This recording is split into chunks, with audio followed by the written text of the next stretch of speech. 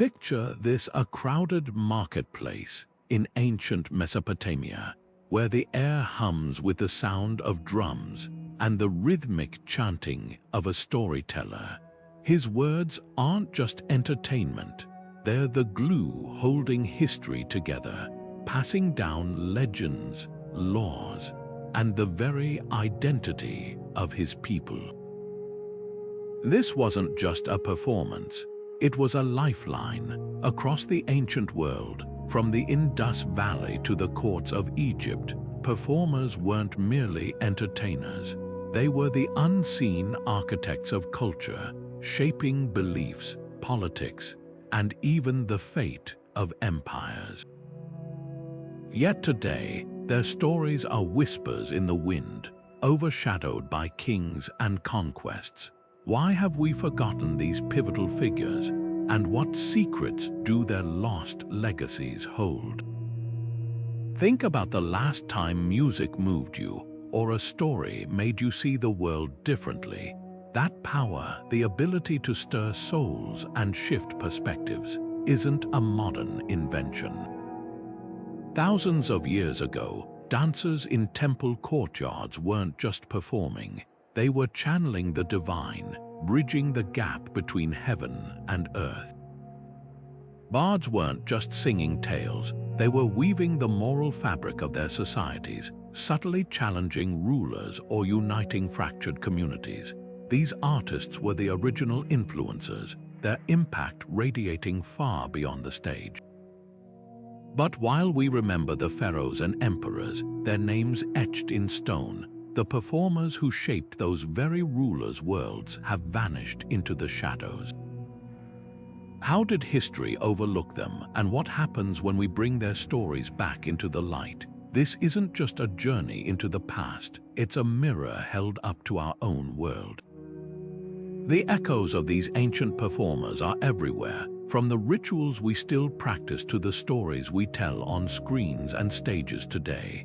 Their legacy is a testament to the enduring power of art to transform, to provoke, and to connect us across time. So let's step off the beaten path of history and into the vibrant, forgotten world of those who didn't just witness civilization, they built it, one performance at a time. By the end of this exploration, you'll never look at a song, a dance, or a story the same way again. The past is waiting to speak. Are you ready to listen? In ancient Mesopotamia, the bard wasn't just a voice in the crowd, he was a living library. When he recited the epic of Gilgamesh, he wasn't merely telling a story, he was preserving laws, trade routes, and even the fears and dreams of his people. Imagine a world without writing, where every history, every lesson had to be memorized and performed. The bard's words were the thread stitching generations together. A single performance could teach a village about bravery, grief, or the consequences of arrogance, all wrapped in the adventures of a legendary king. This wasn't just art, it was survival. Meanwhile, along the Nile, temple dancers moved with purpose. Their performances weren't for applause, but for the gods. Every twist of their bodies, every beat of the drum was a prayer in motion. Egyptians believed these dances could summon rain, heal the sick, or even ensure the sun would rise again. The dancers weren't just artists, they were intermediaries standing between humanity and the divine. To lose them would have been like silencing the gods themselves. But the influence of these performers went even deeper. In India, traveling storytellers carried tales of the Mahabharata from village to village, subtly reinforcing caste duties and moral codes. In Greece, choruses in tragedies voiced the collective conscience of the city, questioning power and fate in ways no politician dared. Performers were the quiet architects of order, using rhythm and rhyme to make complex ideas stick. They shaped laws without holding office and challenged authority without raising a sword. What's striking is how their roles blurred lines we take for granted today. There was no division between entertainment and education, or art and religion. A song could be a sermon, a dance could be diplomacy, and a puppet show could be the nightly news. These performers didn't just reflect their societies, they held them together. When we forget their stories, we miss the hidden scaffolding of civilization itself. The Mesopotamian storyteller stood at the crossroads of myth and memory, his voice the only bridge between the present and a past stretching back thousands of years. Without a single written note, he carried entire civilizations in his mind, the rise and fall of kings, the wrath of gods, even the precise measurements of grain stores and land boundaries. The Epic of Gilgamesh we know today, etched in cuneiform on fragile clay tablets, was once a living, breathing performance. Each recitation was unique, shaped by the teller's inflection, the audience's reactions, even the time of year. A version performed during harvest might emphasize themes of abundance, while one told in wartime could become a rallying cry. These weren't rigid scripts but fluid conversations across generations. What's extraordinary is how much depended on these performances. Before written contracts, trade agreements between cities were sealed not with signatures but with ceremonial retellings of past deals. The storyteller's accuracy was as binding as any legal document. A single error could spark disputes or wars, and when it came to sacred texts, the stakes were even higher. Temple storytellers didn't just recount myths, they performed rituals, their words believed to have the power to summon deities or ward off plagues. A misplaced phrase wasn't just a mistake, it was a cosmic danger. Yet as cuneiform spread, something profound was lost. Writing brought consistency, but it froze stories in time. The oral versions had been like rivers, constantly reshaping their banks with each performance. Now they became statues, precise but lifeless. Worse still, the storytellers themselves faded into obscurity. While scribes signed their tablets with pride, the names of the oral masters who'd kept these stories alive for centuries vanished. Perhaps the greatest irony. The Epic of Gilgamesh itself warns of this very loss.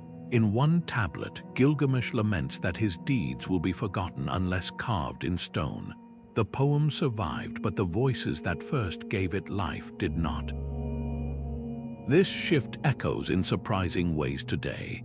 Think about how a live concert differs from a recorded song, or how a grandparent's spoken memory feels more vivid than a history textbook. The Mesopotamians understood something we're only now rediscovering. That knowledge isn't just information.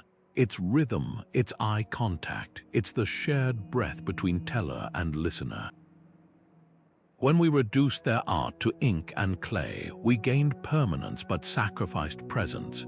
The real mystery isn't why these oral traditions faded. It's what might have been lost in translation when we stopped leaning in to listen. The temple dancers of ancient Egypt moved like living hieroglyphs, their bodies tracing sacred geometry in the air. Every flick of the wrist, every arch of the back was a coded language, a direct line to the gods. When they spun with arms raised like the branches of the sacred sycamore, they weren't just depicting the tree of life, they became it. Their performances were cosmic maintenance, rituals as vital as the Nile's floods. If the priests were the scribes of the divine, these dancers were its heartbeat, pulsing with rhythms meant to keep the universe in balance. What's astonishing is how deeply their art was woven into the fabric of existence. The Mu dancers, named for the ceremonial word meaning to bring motion, didn't just entertain. They embodied creation itself. In the Osiris myth, the goddess Isis revived her slain husband through a dance of mourning so powerful it stirred him back to life. Temple carvings at Luxor showed dancers mid-leap, their limbs frozen in time, suggesting their movements could literally resurrect the dead. Even childbirth was accompanied by ritual dances, with performers mimicking the goddess Taweret to ensure safe delivery. This wasn't metaphor. To the Egyptians, movement was magic, but the most intriguing clue lies in the Sema-toi, the sacred dance of unification. Depicted in reliefs at Karnak, two groups of dancers moved in mirrored patterns, symbolizing the binding of Upper and Lower Egypt. Historians once dismissed this as pageantry until they noticed the dancers always numbered 22, matching the lunar cycle. Their choreography wasn't just political theater, it was a celestial clock synchronizing human rituals with the moon's phases. The dancers didn't celebrate harmony, they enacted it, their bodies maintaining the fragile equilibrium between order and chaos. Yet by the New Kingdom, these practices began fading. As temple hierarchies grew more rigid, the dancer priestesses once revered as oracles were relegated to mere spectacle. Foreign invasions brought new gods, and the old dances were labeled superstition. The final blow came with Christianity, which saw the fluid, sensual movements as pagan excess. But traces survived in unexpected ways. Coptic church processions still echo the Sema-toi's circular patterns, and modern Sufi whirling mirrors the dancers' trance-like states. Even ballet's 5 positions may descend from temple postures recorded on papyrus. The real tragedy isn't that these dances vanished, it's that we lost their language. Unlike Greek theater or Mesopotamian epics, Egyptian choreography left no script. The carvings show poses, but not the transitions between them, like a song with only the chorus preserved. Some scholars believe the hieroglyph for joy, a figure with arms curved overhead, is actually a dancer mid-performance, a fleeting moment of ecstasy fossilized in stone. Perhaps the dancer's greatest lesson was this: some truths can't be written, they must be moved, breathed, lived. And when the music stopped, an entire way of understanding the world slipped through our fingers. In the open-air theaters of ancient Athens, where the scent of crushed herbs mingled with sea air, the masks of Greek tragedy weren't just costumes, they were mirrors. When an actor lifted the wide-eyed visage of Oedipus or the grief-stricken face of Antigone, he wasn't playing a character. He was holding up a reflection of every citizen in the audience. These performances, staged during festivals honoring Dionysus, were more than dramatic spectacles. They were the pulse of democracy itself. Picture 15,000 Athenians, from senators to shoemakers, gathered on stone benches as the chorus's voices rose like a collective conscience. The tragedies of Aeschylus and Euripides didn't just entertain, they interrogated. Questions of justice, fate, and the limits of power weren't debated in the assembly alone. They were wrestled with under the open sky, where every spectator became both judge and participant. The genius of these plays lay in their duality. Take Sophocles' Antigone, where a young woman defies a king to bury her brother. On one level, it's a family drama. On another, it's a razor-sharp critique of tyranny, asking whether divine law trumps human decree. Remarkably, the playwrights couched these dangerous ideas in myth, letting them slip past censors like honey-coated medicine. When the actor playing Creon bellowed, "No woman shall rule me," the audience didn't just hear a tyrant, they recognized the real politicians who'd said the same in the Agora. The masks, with their exaggerated expressions, stripped away individuality, turning personal stories into universal parables. A farmer might not relate to a queen's plight, but when her mask contorted in anguish, he felt her humanity as his own. Yet for every surviving masterpiece like Medea or the Orsteia, countless others crumbled to dust.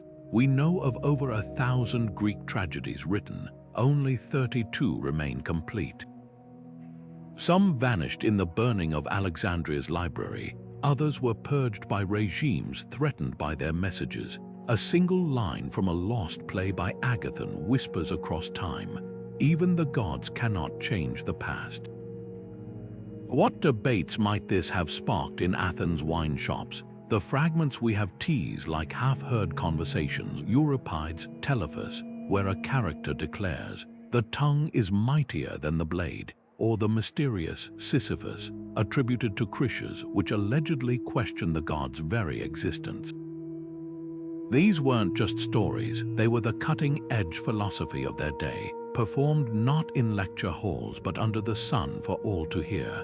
The true power of these plays emerges when we see how they shaped real events. After the disastrous Sicilian expedition, when Athens' navy was annihilated, Euripides' The Trojan Women premiered, a searing portrayal of wartime suffering that mirrored the city's fresh wounds. Historians believe it softened public opinion, paving the way for peace talks. Similarly, Aristophanes' comedies, with their bawdy humor and political satire, could make or break careers.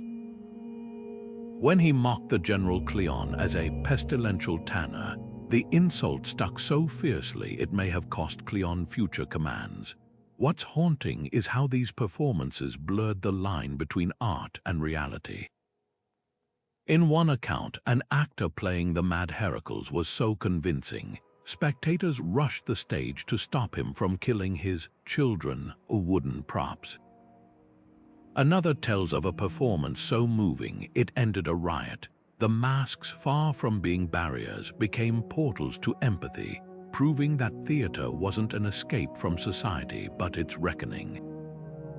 Today, as we unearth fragments of lost plays on Egyptian papyri or buried in villa walls, we're piecing together not just lost art but lost tools of democracy, reminders that sometimes the most subversive ideas come disguised as entertainment, and the loudest voices speak from behind a mask. Under the flickering torchlight of Rome's grand theaters, a lone figure stood motionless, his face hidden behind a mask of polished ivory. With no words, no script, he could bring an empire to its knees. This was the power of the pantomime, Rome's most dangerous art form. Unlike the boisterous comedies of Greece, these performances were silent storms. A single dancer, accompanied only by flute and chorus, could recount the fall of Troy or skewer a corrupt senator through nothing but the arch of an eyebrow, the tremble of a hand. The audience didn't just watch, they decoded, catching every whispered critique hidden in the sweep of a cloak. What made pantomimes so explosive was their ambiguity.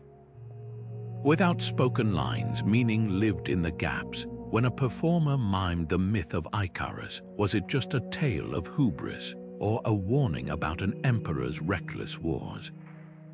The mask's frozen smile never betrayed the truth, leaving rulers perpetually uneasy. Emperor Augustus adored pantomimes, even granting star performers citizenship, while Nero famously competed with them, desperate to master their art. But Tiberius banned them outright, exiling actors who stirred the people's passions. The contradiction was telling. Rome's leaders craved the prestige of patronage, but feared the subversion simmering beneath the surface. The pantomime's real genius lay in their collective authorship. While Greek plays had named playwrights, these performances evolved through crowd interaction. If a dancer's gesture mocking high taxes drew cheers, he'd exaggerate it next show. If a veiled jab at the imperial court landed wrong, he'd tweak it. The art form became a barometer of public sentiment, so finely attuned that historians now study ancient accounts of pantomimes to gauge unrest the official records omit. One actor, Paris, grew so influential that Emperor Domitian had him murdered mid-performance, proving the stage could be deadlier than the Senate floor. Yet by the 4th century, the pantomimes vanished not with a bang but a slow fade. Christianity played a role, branding the sensual movements immoral, but the deeper threat was their ungovernable nature. As emperors consolidated power, a silent art that invited interpretation became too risky. The masks, once vessels of free expression, were literally defaced. Archaeologists find many with mouths chiseled shut. But traces linger. The commedia dell'arte's masked harlequin owes his exaggerated gestures to pantomime traditions, and modern mime's wordless storytelling echoes their methods. Most hauntingly, Roman politicians' fear reveals an eternal truth. Art that demands active interpretation, that lives in the audience's imagination, is the hardest kind to censor. The pantomimes didn't just perform stories, they turned every spectator into a co-conspirator, proving that silence, wielded skillfully, can shout louder than any speech. In the flickering glow of a Pueblo fire, a storyteller begins a tale not with words, but with the rustle of corn husks in his hands. Each movement is a sentence, each pause a paragraph, as he weaves the story of the first people without ever opening his mouth. This was performance at its most primal, not entertainment, but a living archive. Across indigenous cultures worldwide, from the Inuit throat singers of the Arctic to the Sandbushmen's trance dances, storytelling wasn't separate from survival. It was the blueprint for it. The Aboriginal songlines of Australia, for instance, weren't just melodies, they were intricate maps. Sung while walking, these rhythmic narratives encoded directions to waterholes, warnings of predator territories, and even the migratory paths of animals across hundreds of miles. Forget written signs or GPS. Your survival in the outback depended on memorizing a song. What made these traditions revolutionary was their fluidity. Unlike rigid written histories, oral stories adapted like living organisms.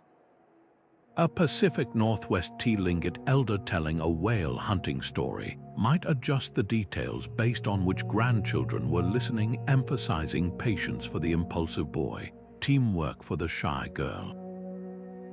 The Haudenosaunee Great Law of Peace, a constitution influencing modern democracies, was preserved through wampum belts and spoken recitations that allowed interpretation across generations. This wasn't inconsistency, it was cultural respiration, allowing wisdom to breathe and evolve with its people. But the darkest twist in this story isn't just the silencing of these voices, it's how deliberately it was done. When Spanish missionaries burned Mayan codices, they didn't just destroy books, they erased a performance tradition where priest scribes danced the glyphs as they wrote them. Canadian residential schools didn't merely forbid Indigenous languages, they banned the gestural storytelling that often accompanied them, severing the link between word and movement. The loss wasn't just artistic, entire ecological knowledge systems vanished. The Yupik of Alaska had dances predicting weather patterns through polar bear behavior, while Amazonian shamans used chants to memorize hundreds of medicinal plants. Modern science is only now rediscovering what performance had preserved for millennia. Yet in the cracks between concrete cities, resilience blooms. Maori kapa haka groups perform ancestral war dances in Auckland subway stations, their stomps shaking the foundations of cultural amnesia. The Navajo chantway ceremonies, once suppressed, now incorporate smartphone recordings to teach younger generations. Most remarkably, the Sami people of Scandinavia use joika, a traditional vocal mimicry of animals and landscapes, in modern protests against mining, their songs literally giving voice to endangered rivers. These aren't museum pieces, they're survival strategies repurposed for new battles. Perhaps the most profound lesson lies in how these traditions redefine art's purpose. When a Cherokee storyteller recounts the legend of the first fire, she isn't just preserving myth, she's teaching fire safety through metaphor. When a Kayapo elder in Brazil acts out an animal's movement during a tale, he's not performing, he's ensuring his grandchildren can identify species by their tracks. The brilliance of Indigenous performance was its refusal to separate knowledge from expression, turning every story into a tool and every dance into a library. What we call art was for them the operating system of civilization, and its revival today isn't nostalgia. It's an act of defiance, proving that some voices, no matter how forcefully silenced, will always find their way back to the firelight. In the gilded halls of China's Forbidden City, where jade screens whispered of power and intrigue, the emperor's favorite opera singer delivered a line so sharp it could slice through silk. On the surface, she sang of a lovelorn princess, but every courtier knew the real target, the wasteful minister whose greed was draining the treasury. This was the double-edged art of Chinese court performance, where a single aria could be both entertainment and indictment. Across the sea in Japan's Kyoto, no theater took this subtlety further. A masked actor portraying a tormented ghost might pause just so, his stillness echoing the shogun's own unresolved war guilt. These weren't mere spectacles. They were psychological mirrors, polished over centuries to reflect truths too dangerous to speak aloud. The Tang dynasty's Pear Garden Academy, founded in the 8th century, trained performers to perfection not just in vocal technique, but in the delicate science of influence. Court documents reveal how singers adjusted their performances based on the emperor's mood. Lively tunes after military victories, somber ballads during droughts. One remarkable scroll from the Ming dynasty details how a performer changed a single word in an opera, substituting gold for iron, to covertly praise a frugal ruler's policies. The audience caught the shift instantly, bursting into applause that was as much political as artistic. This wasn't flattery. It was a coded dialogue between power and people, with performers as the translators. Japanese no theater mastered this duality through what's called Erosion, the profound beauty beneath surface simplicity. When a no actor slowly raised a fan to depict moonlight, the gesture carried layers of meaning. A 12th century account describes a performance where the actor playing a retired warrior lingered just a breath too long on a line about regret.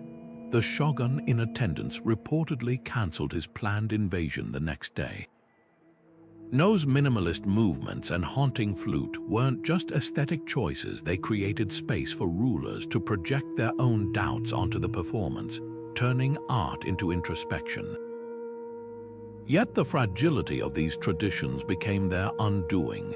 China's Qing dynasty, wary of subtext, began censoring opera scripts, stripping away their political teeth.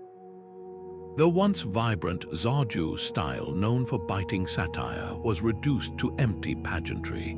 In Japan, as No became rigidly codified, its improvisational heart withered. A 17th century No master's diary laments, "The shogun laughs where his father would have wept," signaling how performances lost their emotional precision.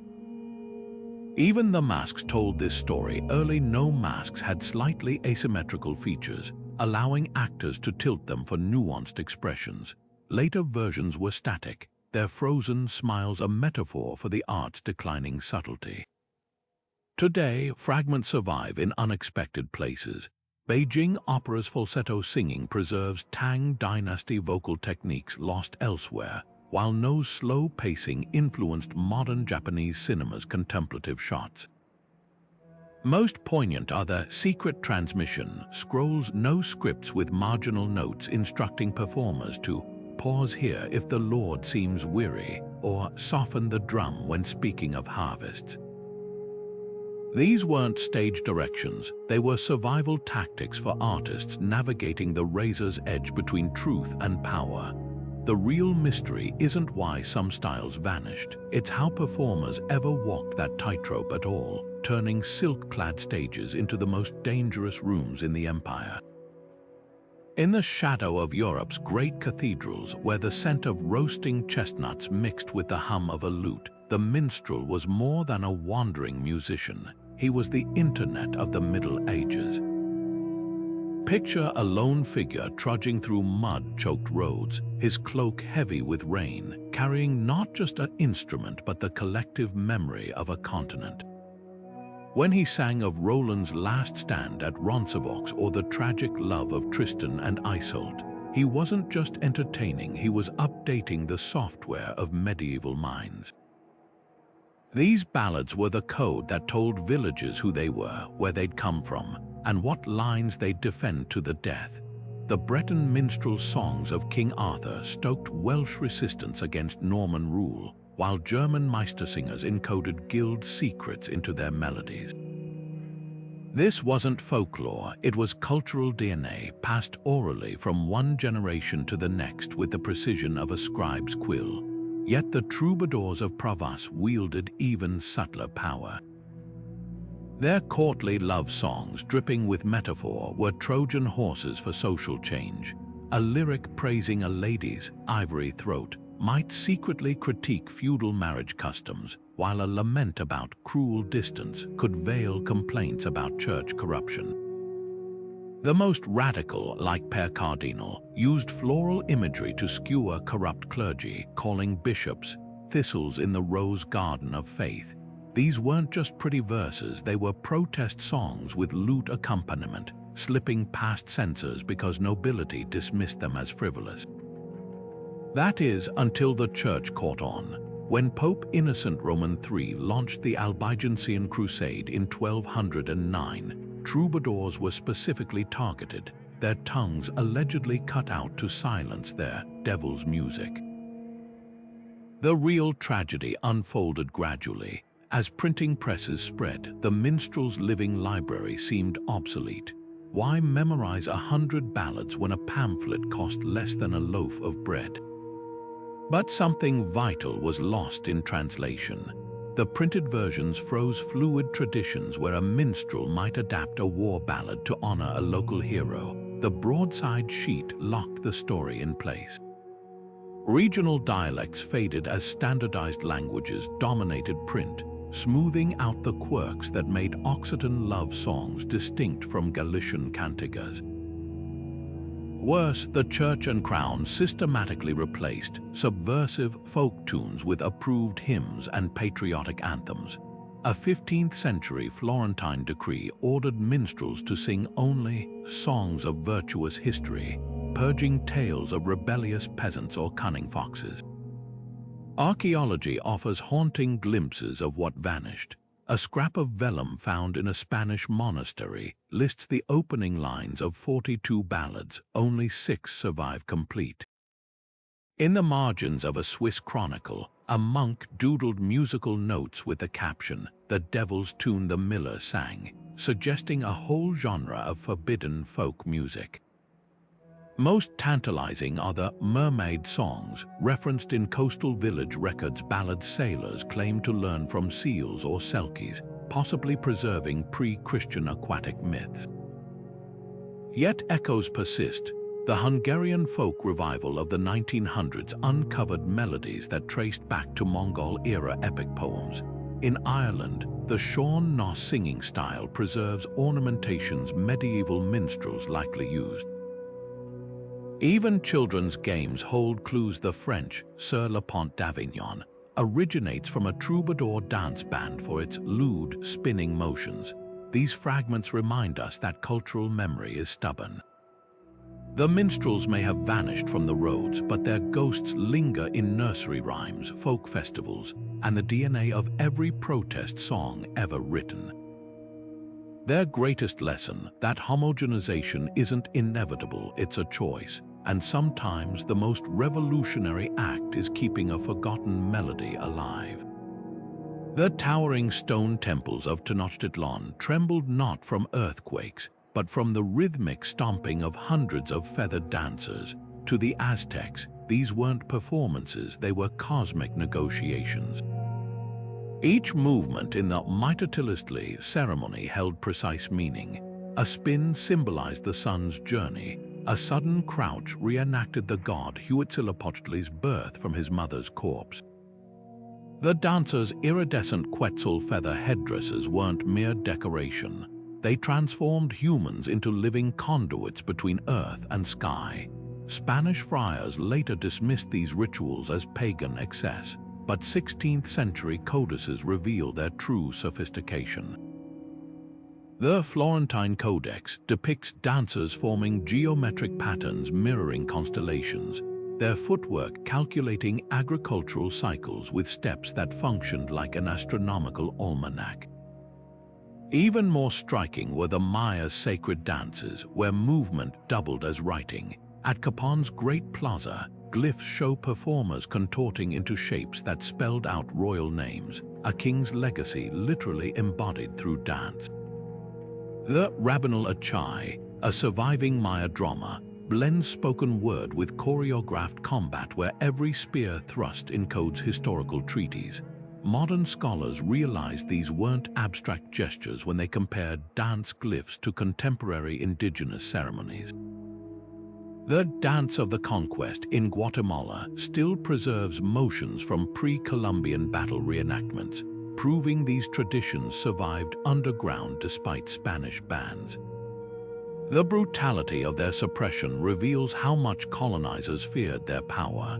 Diego de Landa's infamous auto da fe in 1562 didn't just burn Maya codices, it targeted dancer priests specifically, breaking their limbs to prevent heretical movements. Yet fragments endured. At Chichen Itza, archaeologists found copper anklets with tiny bells designed to harmonize with specific dance steps, suggesting sonic layers to these rituals we can barely reconstruct. More haunting are the danzantes reliefs at Monte Alban, figures frozen mid-motion with distorted features once thought to represent tortured prisoners. Now, researchers believe they depict trance states, capturing the moment dancers became vessels for the divine. Today's revival efforts face profound challenges.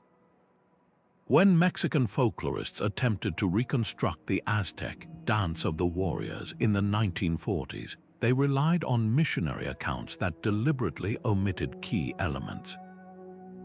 It took collaborations with indigenous elders to restore the circular formations representing cyclical time. In Guatemala, Kayich Maya activists have spent decades piecing together the Dance of the Deer from colonial-era lawsuits that inadvertently described banned rituals. The most poignant discoveries come from unexpected places. A 16th-century Spanish land grant recently revealed it was written on repurposed deerskin painted with dance instructions, the original ink bleeding through like a ghostly palimpsest. What emerges is a radical redefinition of performance. These dances weren't allegories but active participants in reality. When the Aztecs performed the New Fire ceremony every 52 years, they believed their movements literally prevented the sun from dying. Modern science confirms their sophistication. Researchers at MIT analyzed the acoustics of Mayan ball courts, finding that certain dance steps would have generated frequencies mimicking jaguar growls, creating immersive soundscapes. The real loss isn't just the choreography, it's the worldview that saw no separation between art and existence, where to dance was to think, to pray, to make the world anew. Now, as indigenous groups reclaim these traditions, they're doing more than reviving old steps. Young Zapotec dancers in Oaxaca incorporate smartphone-recorded chants into ceremonies, while Maya activists use YouTube to share reconstructed dances across diaspora communities. At Teotihuacan's annual spring equinox, thousands gather not as spectators but participants, their collective movements echoing ancestors who once turned performance into prophecy. The stones remember what the books forgot, that history isn't just written, it's danced. Beneath the flickering glow of an oil lamp in Java, a master puppeteer, the Dalang, adjusts the buffalo hide puppet of Arjuna, its intricate piercings casting a constellation of shadows on the cotton screen. To the untrained eye, it's just a play, but to the villagers gathered in the darkness, this is sacred theater. The Wayang shadow puppetry of Southeast Asia didn't just narrate the Hindu epic Mahabharata, it dissolved the boundaries between myth and morality, between the divine and the everyday. With one hand, the Dalang might guide the hero's quest for enlightenment. With the other, he'd slip in a local folktale about a greedy merchant, his voice shifting effortlessly from god-king to trickster. This was storytelling as alchemy, transforming ancient Indian scriptures into something uniquely Javanese, where the wisdom of Krishna coexisted with the mischief of indigenous spirit deities. The genius of wayang kulit lay in its layers. A single performance could operate on three planes. The Lahir outer story entertained with battles and romance, the Batan inner meaning explored ethical dilemmas, and the Siri secret teaching encoded mystical Sufi concepts of unity with the divine. Take the character Sema, a pot-bellied, flatulent clown who was also the Earth's guardian deity. His crude jokes masked profound truths about humility, his absurdity disarming audiences so wisdom could slip past their defenses. Dutch colonials, baffled by crowds laughing at what seemed like slapstick, never grasped they were witnessing subversion. When a Dalang had Sema mock a pompous official, every villager recognized the real target, the colonial tax collector. Yet the puppet's true power came from their impermanence.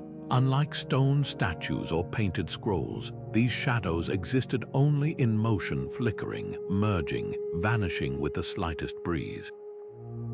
Buddhist monks in 9th century Borobudur likely drew inspiration from this when they taught that reality, like the puppet's forms, was an illusion, Maya. The Dalang reinforced this by occasionally lifting the screen, revealing the crude leather cutouts behind the magic. It was a masterstroke of pedagogy. The same hands manipulating gods and demons were just human, reminding viewers that enlightenment meant seeing through the show. Colonialism nearly severed this thread. The Dutch banned certain stories, like the Kalon Arang, a tale about a witch figure who resisted patriarchal rule, fearing its themes of rebellion.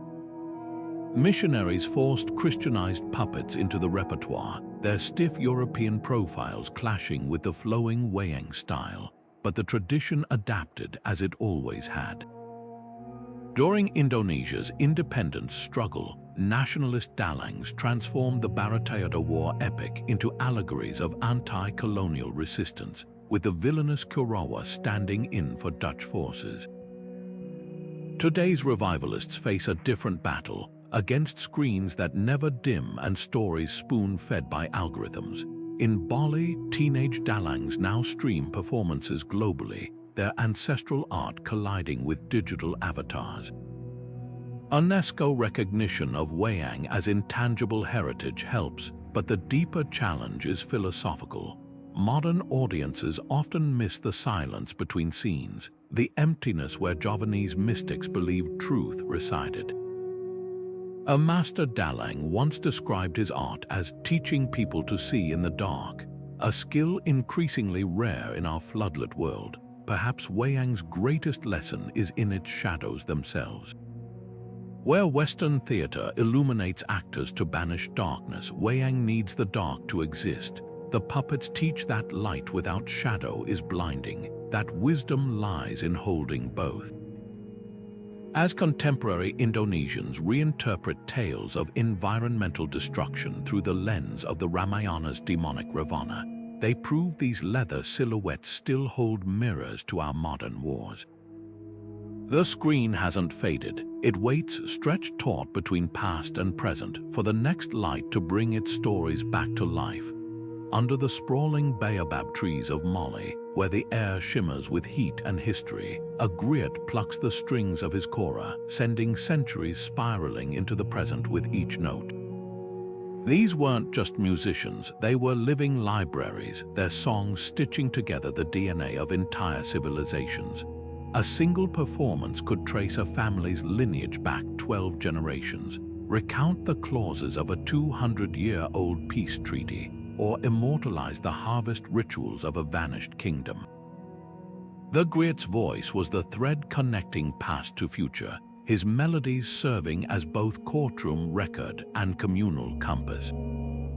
When Mansa Musa, the legendary ruler of the Mali Empire, embarked on his pilgrimage to Mecca in 1324, It wasn't scribes who documented his journey. It was griots who transformed his caravan's splendor into song, ensuring gold-dusted legends would outlast the sands that erased his footprints.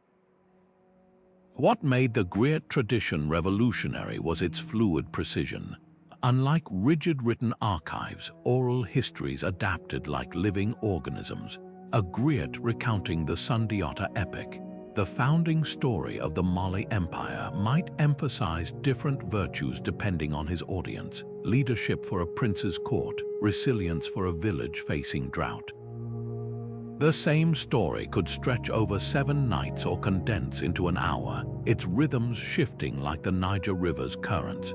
This wasn't inconsistency, it was cultural respiration, allowing history to breathe with the people who needed it most.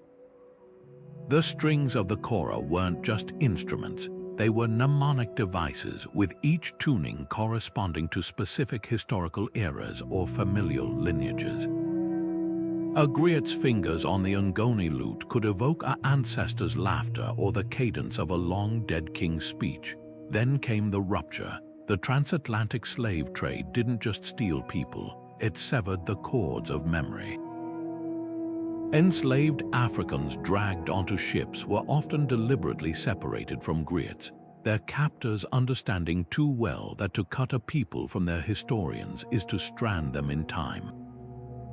Plantation records from Jamaica and South Carolina note specific bans on drumming and chanting in unknown tongues, recognizing these as potential vessels for rebellion and remembrance.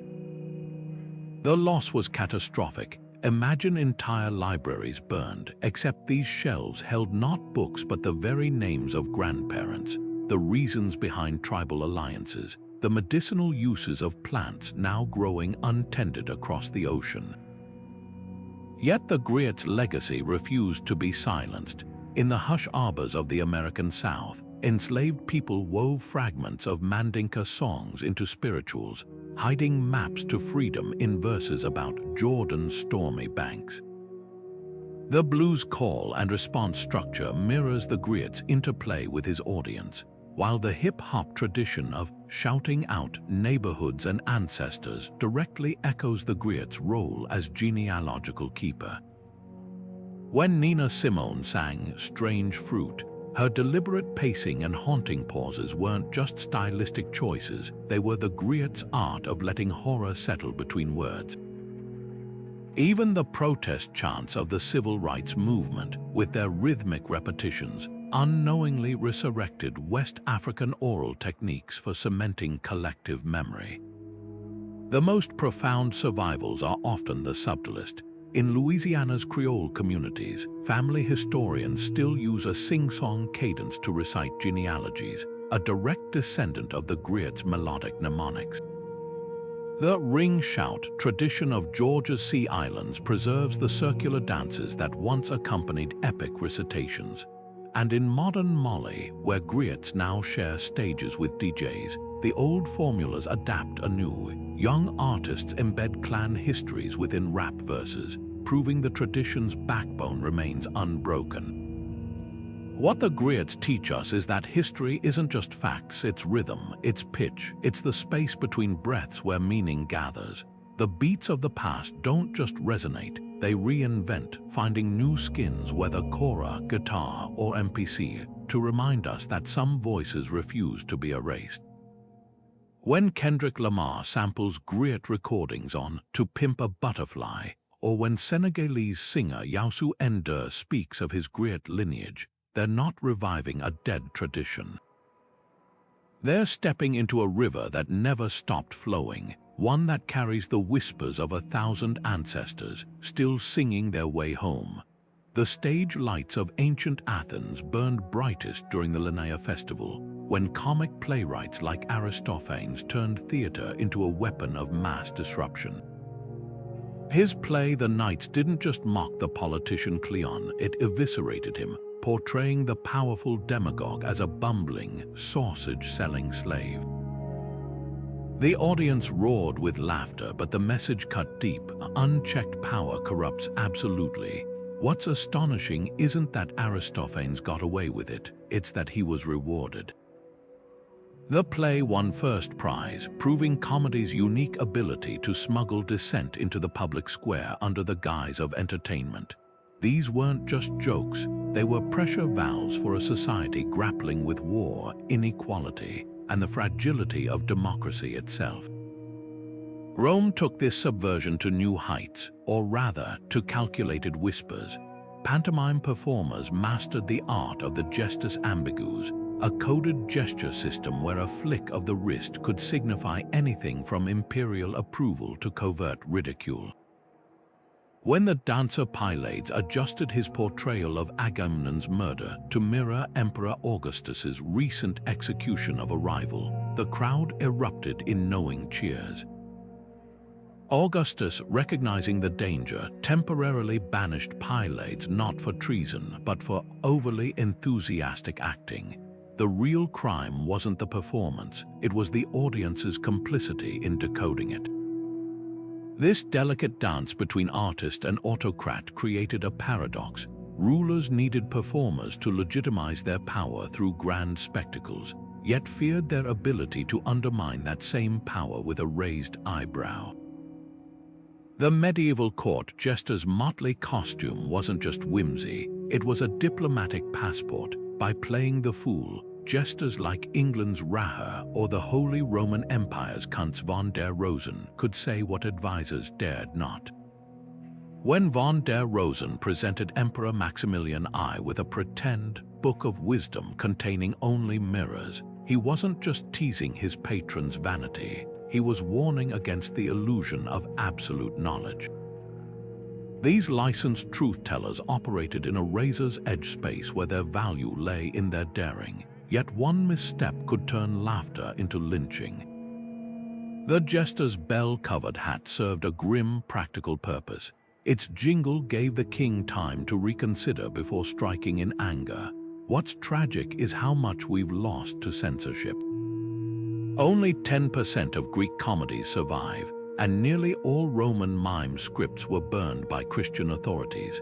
The surviving fragments tease us with what might have been, like the scandalous Thesmophoros, where Aristophanes allegedly mocked Euripides so savagely the playwright sued him. Or the lost Roman mime Laureolus, which depicted a bandit's crucifixion so realistically that condemned criminals were sometimes substituted for actors during performances. These weren't just lost entertainments, they were missing chapters in humanity's conversation about power.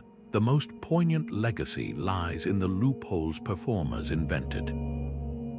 Byzantine chariot races hid political chants in team cheers, while Japanese Kyogen comedians camouflaged peasant grievances behind folkloric tropes. Even children's games preserved forbidden histories. The English nursery rhyme, "Pop Goes the Weasel," likely originated as a satire of Tudor-era debt cycles. Today's protest chants and satirical memes aren't new, they're the latest iteration of an ancient survival tactic, proving that when direct speech is dangerous, art becomes the smuggler's ally. The real question isn't why so many regimes feared performers, it's why we ever stopped taking them seriously as agents of change. In the sacred groves of Kerala, where temple bells harmonize with the rustle of palm leaves, a Kathakali dancer's face transforms under layers of pigment and paste. As he paints his skin green to become Lord Krishna, the act isn't cosmetic, it's alchemical. For centuries, these performers didn't just depict Hindu deities, they became conduits for the divine, their every eyebrow flick and footstamp channeling cosmic energy.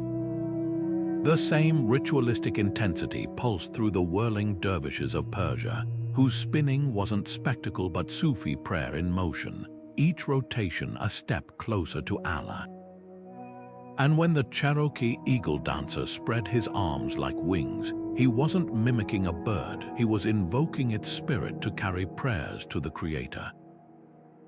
These weren't artists playing roles, they were priests in disguise, turning stages into altars and audiences into congregations.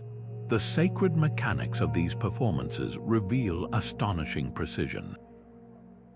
Egyptian temple dancers followed choreography so exact, Hieroglyphs at Luxor depict sequences where specific gestures aligned with astronomical events, a pirouette timed to Sirius's rising, a clap synchronized with the Nile's flooding.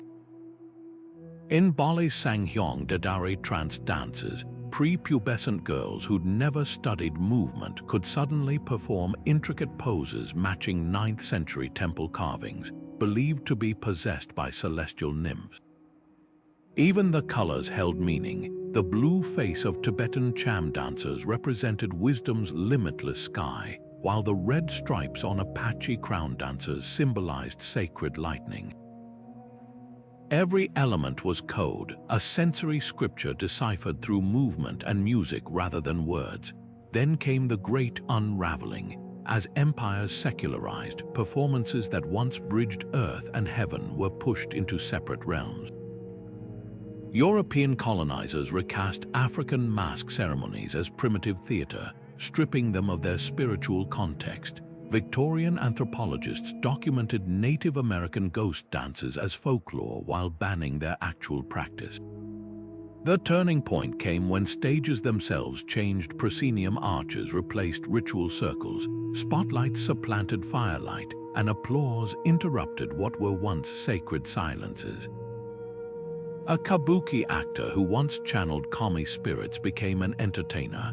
A flamenco singer's duende, the soul-stirring demon of inspiration, was rebranded as mere passion.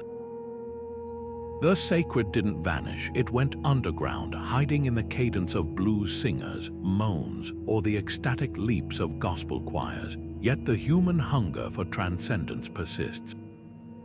Modern neuroscientists studying Brazilian Umbanda mediums have found their trance states trigger the same brain patterns as Buddhist monks in deep meditation. The Maori haka, once a war ritual invoking ancestral strength, now electrifies rugby stadiums, yet players still speak of an uncanny possession during performances. Even Broadway's most secular stages occasionally chase that ineffable spark. Actors still whisper about the ghost light left burning overnight, a secularized echo of the eternal flame once kept in temple theaters. Perhaps the most telling evidence lies in what fills the void, the rise of immersive theater, where audiences don masks and move through stories, mirrors ancient mystery rites.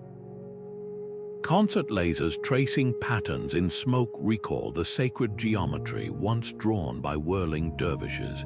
And when a fan describes a pop star's concert as a religious experience, they're unknowingly reaching for a connection their ancestors would have recognized instantly, the primal understanding that art, at its highest level, isn't about entertainment. It's about transformation.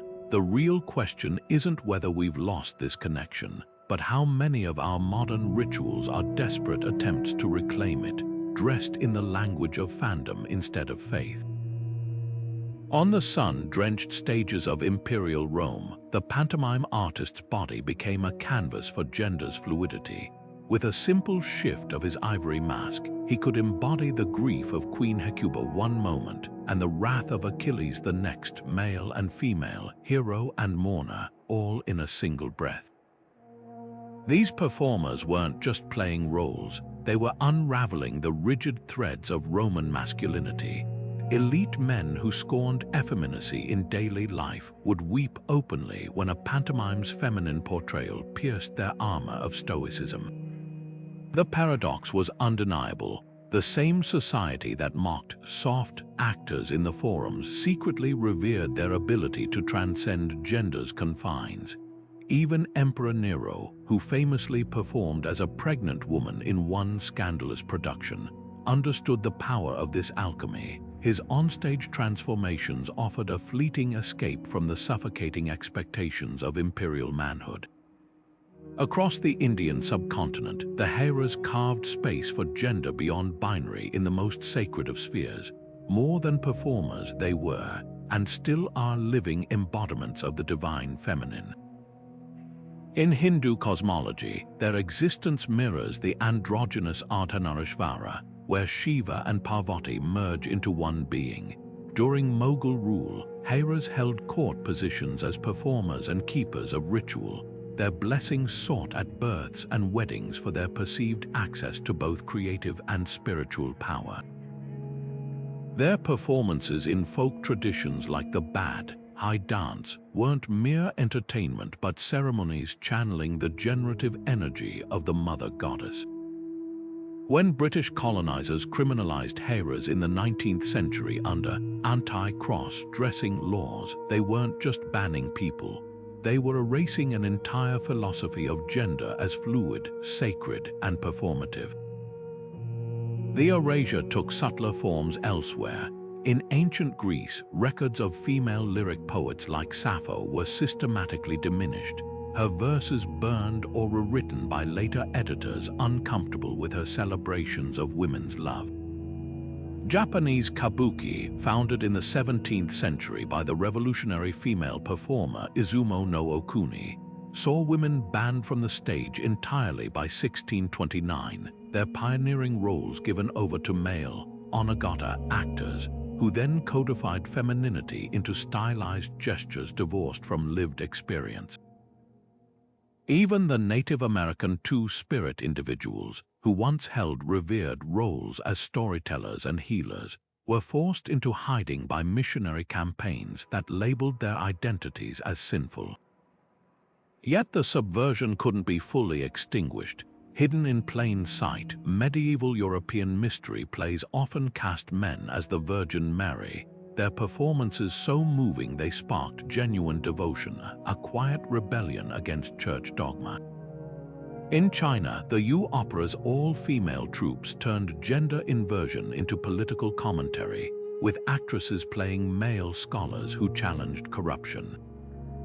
These performers didn't just cross gender lines, they revealed them as constructs, their artistry proving identity could be as mutable as the roles they played. What's revelatory isn't just that these traditions existed, it's how they shaped cultural DNA. When a Haira performer in modern Mumbai dances at a wedding, her steps carry echoes of temple rituals that predate colonialism. When a non-binary actor today plays both Romeo and Juliet in a stripped-down production, they're walking the same path Roman pantomimes carved 2,000 years ago. The real tragedy isn't that these histories were suppressed, it's that we've been taught to see gender fluidity as a modern breakthrough rather than an ancient truth. These performers didn't defy nature, they reminded us how vast nature really is. And in their light, we're left to wonder how many other truths about who we are still wait half-remembered in the wings of history. In the marble-clad theaters of ancient Athens, the playwright Sophocles basked in glory, but his prize for winning the Dionysia festival wasn't just a laurel wreath. It was cold, hard cash enough to buy land and secure his family's future. Meanwhile, in the same city, a traveling actor might sleep in temple porticos, his only payment a handful of olives. This stark divide reveals an uncomfortable truth. The economic realities of ancient performers were as varied as their art forms. The Greek tragedians we remember today, Aeschylus, Euripides, weren't just artists, they were cultural entrepreneurs funded by wealthy citizens called Korgoi, who bankrolled productions for prestige. Winning meant prize money, state pensions, even tax exemptions. But for every celebrated playwright, there were dozens of anonymous chorus members paid barely enough for bread, their names lost to history. Roman entertainment took this inequality to dizzying heights. Star pantomimes like Pylades and Bathyllus became the Justin Biebers of their day, commanding fees that could bankrupt provincial cities. Nero famously gifted the dancer Spiculus with palaces, while the gladiators and charioteers who risked their lives often died in debt. The Colosseum's headliners had agents, endorsement deals, and fan clubs, but the backup musicians, they might earn a day's wage in copper coins. This wasn't just about talent, it was about systems. Roman stars thrived because they performed in a society where entertainment was political currency, emperors used lavish games to buy public favor, creating a trickle-down economy that enriched a lucky few. Medieval Europe flipped the script. Minstrels wandering between castles carried not just instruments but ledgers, tracking which lord owed them how much for last winter's performance. The lucky ones secured permanent positions as household jesters or troubadours, trading artistic freedom for stable meals. Records from 14th century Burgundy show court musicians receiving salaries equivalent to skilled craftsmen plus bonuses for composing flattering ballads. But the freelance performers, they navigated a precarious gig economy where a bad harvest could mean audiences had no coins to toss. Some turned to coded protest songs. A surviving German minisang complains, "The Count's purse is full of holes when minstrels come to call." The real economic revolution came with printing. Suddenly, playwrights like Shakespeare could earn from published scripts, not just live performances. His share in London's Globe Theatre made him a wealthy man, while the actor playing Falstaff likely rented a room above a tavern. This divide persists today. Streaming platforms enrich record labels while leaving most musicians scrambling. The ancient Greek chorus member sleeping rough outside the theatre would recognize the modern session musician working 3 jobs to afford rent. What's revealing is how economics shaped the art itself. Roman pantomimes added lavish special effects to justify their fees: trapdoors, aerial wires, even staged naval battles. Medieval mystery plays simplified costumes when church budgets shrank. Today's indie filmmakers shoot on smartphones when funding dries up. The through line is undeniable. When money flows, art expands. When it ebbs, creativity adapts. The real question isn't whether ancient performers were rich or poor. It's why we still measure artistic value in coins rather than the courage to keep creating when the coins run out. The golden masks of Greek theatre still bore traces of incense from Dionysian rites when the first Christian preachers declared them portals to damnation. In the 4th century, as Emperor Constantine converted Rome, bishops launched a campaign against performance traditions they deemed too entwined with pagan gods. Theatres that had stood for centuries were dismantled stone by stone, their marble repurposed for churches. Actors, once celebrated as cultural treasures, found themselves excommunicated, denied Christian burial, their very profession labeled a mortal sin. Saint Augustine himself wrote of being tormented by his youthful love of theatre, calling stagecraft the devil's scripture written in living flesh. This wasn't just disapproval, it was systemic erasure. Byzantine clergy took suppression to chilling extremes. In the 6th century, Emperor Justinian's wife Theodora, a former actress, pushed laws forbidding performers from wearing purple, the imperial color, as if artistry threatened the social order itself. Mystery plays depicting biblical stories flourished briefly before being banned for making sacred narratives too accessible to common people. The Orthodox Church even developed penitential books, prescribing punishments for attending performances: 3 days of bread and water for watching mimes, 40 for participating in harvest dances. What terrified authorities wasn't the content so much as the collective ecstasy performances inspired. When crowds at hippodrome chariot races began chanting liturgical hymns with the same fervor as team cheers, the church recognized a rival power structure. Northern Europe's Puritans waged their own war against folk traditions. England's Elizabethan theatre thrived until the 1600s, when Puritan reformers shuttered the Globe and demolished the Fortune Theatre, labeling plays the Chapel of Satan. Maypole dances, once central to spring fertility rites, were outlawed as lewd distractions. In Scotland, the Kirk Session records detail fines for singing ballads or wearing festive dress.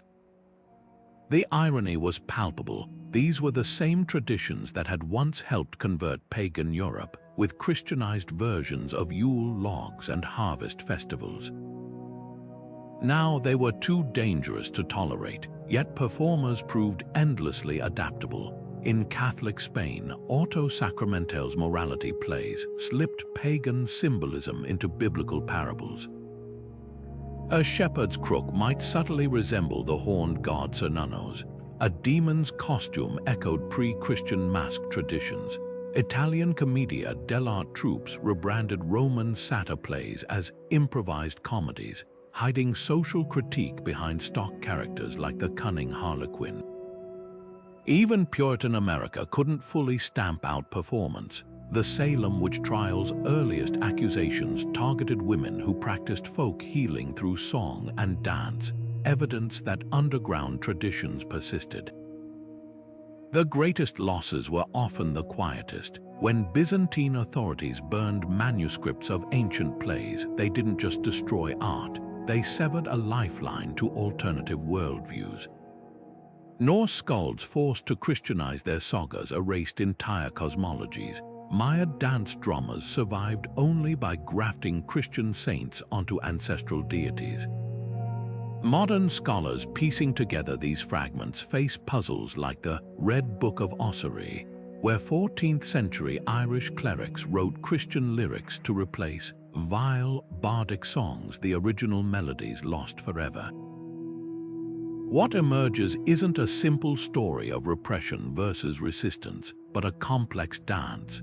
The same church that condemned theater gave us Bach's cantatas and Michelangelo's Sistine frescoes, art as worship. The Puritans who banned Christmas plays perfected the sermon as performance art. Perhaps the real legacy lies in the paradox. By trying to silence performers, these institutions accidentally proved how indispensable they were. Because even when the masks were burned and the drums broken, people found ways to turn scripture into song, ritual into rebellion, and piety into the most subversive performance of all. In a dimly lit studio in Athens, a group of actors gathers in a circle, their feet bare against the cool stone floor. They're not rehearsing for a modern play. They're reconstructing the lost art of the Greek chorus, their voices weaving together in harmonies that haven't resonated this way for over 2,000 years. This isn't just historical curiosity, it's a revelation. By studying acoustic patterns in ancient theaters and analyzing fragments of musical notation, scholars have discovered something startling. The choruses of Sophocles' plays weren't merely sung, they were choreographed to create standing sound waves, their vibrations literally shaping the emotional experience of the audience. When these reconstructed harmonies fill the Epidaurus amphitheater today, the same space where ancient Greeks wept at the fate of Antigone, something uncanny happens. Listeners report feeling the text in their bones, as if the stones themselves remember. Half a world away, in the jungles of Guatemala, Maya elders work with anthropologists to piece together fragments of the Rabanul Achai, a pre-Columbian dance drama that survived centuries of suppression. The challenge: traditional masks were destroyed by Spanish priests, and the original gestures were passed down only through oral descriptions. But when a young dancer recently performed a reconstructed version wearing jade earplugs, mimicking ancient depictions, something extraordinary occurred. The earplugs, it turns out, weren't just ornamental. They altered the performer's balance, forcing movements that aligned perfectly with glyphs describing the dance that shakes the earth. Modern kinesiologists confirmed the steps generate low-frequency vibrations, suggesting these performances may have literally resonated with sacred landscapes. What's emerging from these reconstructions is a radical idea. Ancient performance wasn't just seen or heard, it was felt, a full-body dialogue between artist, audience, and environment. When Japanese no-masters revive medieval shuhari breathing techniques, they rediscover how specific exhales can induce trance states described in samurai diaries. Balinese gamelan players relearn bronze casting methods from 8th century molds, finding the alloys produce overtones that align with brainwave patterns associated with meditation. Even seemingly simple choices like the rawhide soles used in reconstructed Native American hoop dances prove ingeniously functional, creating percussive rhythms that synchronize dancers' heart rates. The implications ripple far beyond historical accuracy. Contemporary choreographers are adapting these findings to create immersive theater experiences, using acoustic science from Greek choruses to design venues where whispers carry 50 rows back. Filmmakers study Maya's shadow puppet techniques to craft more psychologically resonant lighting. Perhaps most powerfully, mental health researchers are collaborating with Aboriginal storytellers to explore how rhythmic, songline narratives might aid memory retention in dementia patients. The past isn't just being revived, it's becoming a toolkit for reimagining how we connect, communicate, and heal. Yet for all these breakthroughs, the most humbling lesson lies in what can't be reconstructed. A Greek chorus member's lifelong training began at age 7. Maya dancers spent years learning to see their movements as prayers rather than performances. The true magic of these arts didn't live in the notes or steps alone, but in the worldview that birthed them, one where art wasn't separate from life, but the very fabric of existence. As we stitch together these fragments, we're left with a haunting question. Are we rediscovering lost techniques or glimpsing echoes of an entirely different way to be human? The curtain hasn't fallen on this exploration, it's just risen, revealing how much we still have to learn from voices we once thought silenced forever.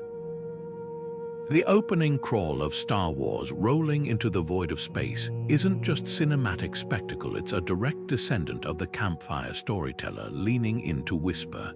Long ago, in a galaxy far, far away, George Lucas didn't just borrow from myth. He tapped into a narrative blueprint older than writing itself, one that ancient bards perfected over millennia. Joseph Campbell's monomyth, the so-called hero's journey, isn't just an academic theory, it's the DNA of every epic ever told, from Gilgamesh's quest for immortality to Luke Skywalker's confrontation with Darth Vader. The beats are identical, the call to adventure, the wise mentor, the ordeal, the return. What Homer did with lyre and verse, Hollywood now does with Dolby surround sound, proving that technology changes, but the human hunger for transformation doesn't. Look closer, and ancient performance traditions emerge everywhere. The mask-like helmets of Star Wars stormtroopers. They mirror the exaggerated expressions of Greek theater masks, designed to convey emotion to the farthest spectator. The ritualized lightsaber duels, their choreography owes more to Kabuki's Takemawari fight sequences than to actual swordplay. Even the franchise's iconic "I am your father" moment plays like a tragic peripeteia straight out of Sophocles, where a single revelation shatters the hero's world. Lucas didn't just study Campbell, he channeled the same instincts that made ancient performers rearrange myths to fit their audiences.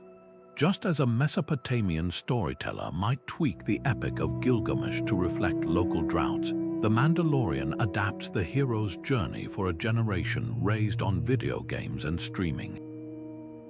Broadway musicals are even more transparent in their debts.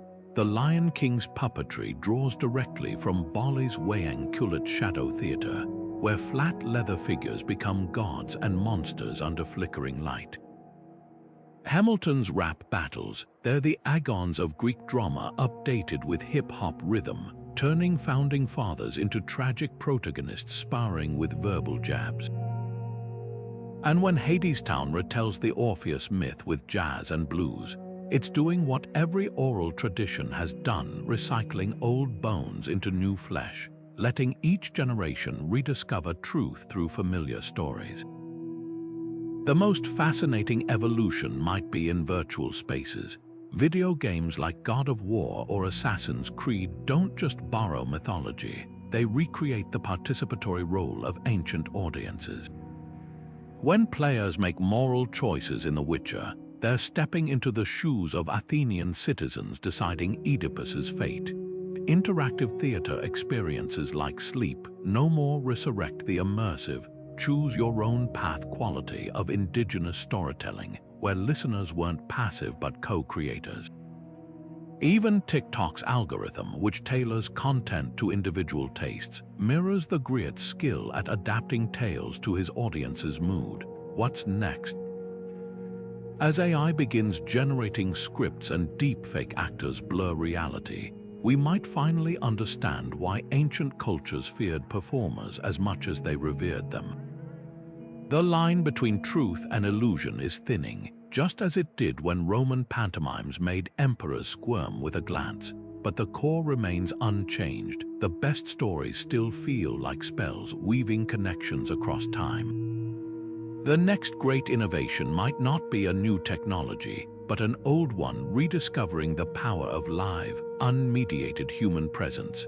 After all, no algorithm can replicate the shiver that runs through a crowd when a performer locks eyes with an audience and whispers, "Once upon a time, the circle stays unbroken." A Yoruba drummer in Nigeria pauses mid-performance, his hands hovering over the sacred bata drums as a notification pings on his phone. A viral TikTok trend has repurposed his ancestors' rhythms into a hip-hop beat with no credit or context. Half a world away, a Maori elder watches non-Indigenous dancers sell tickets to a purified version of the haka, stripped of its spiritual significance. These aren't isolated incidents, they're flashpoints in a global reckoning over who gets to breathe life into ancient performances, and under what terms. The revival of traditional arts should be a celebration, yet too often it becomes a collision between reverence and robbery, where the line between cultural exchange and exploitation blurs beyond recognition. Consider the case of the Japanese Kagyura dance. For centuries, these Shinto rituals were performed exclusively by shrine priests to summon kami spirits. But when a famous pop star incorporated Kagyura movements into a music video complete with synthetic shrine bells and neon headdresses, the backlash was swift. Traditional practitioners argued the dance's sacred geometry had been reduced to aesthetic garnish, while fans defended it as homage. This tension reveals the core dilemma. Can art ever truly be divorced from the worldview that birthed it? The Kagyura's precise footwork mirrors constellations. Its pauses mark moments of divine communion. Transplanted to a concert stage, it becomes spectacle, severed from the very meaning that gave it power. Yet the opposite extreme, locking traditions away as museum pieces, carries its own dangers. When the last Tuvan throat singer refuses to teach outsiders, a 1,000-year-old technique risks extinction. The Cherokee Eagle Dance was nearly lost until non-native anthropologists worked with elders to document its steps, ensuring its survival. Here lies the paradox. Gatekeeping preserves authenticity but may hasten obsolescence, while openness spreads knowledge at the cost of dilution. The Maori concept of taonga, meaning a treasure that must be stewarded not owned, offers a potential middle path.